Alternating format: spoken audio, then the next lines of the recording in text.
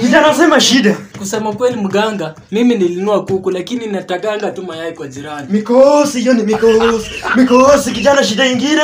Kusema kweli mganga, mimi sasa nimeoa bibi wa 7. Wote wakiendanga tusijui shida. Nguvu za kiume, nguvu za kiume. Una nguvu za kiume kutoka kijana shida nyingine. Kusema kweli mganga, mimi niligraduate 2006 lakini sasa 2025 sijaipata kazi. Bibarozi Lanzara. Nyota ilichukuliwa. Kijana so chenye utafanya, wende tu kwa mto uchote maji kwa pesheni, uoge, then ufunike hiyo pesheni, uweke pesa hapo juu kwa pesheni. Mwenye atachukua hiyo pesa mikosi itamfuata kijana. Umesikia? Nimesikia mganga. Few minutes later. Hello.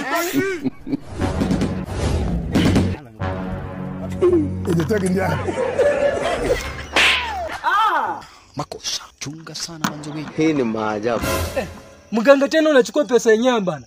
Kijana, unajua hii ni biashara kwani ulielewi kijana? Umefanya nikauka bana, nipe pesa yangu bana. Wewe kijana hii ni biashara kwani una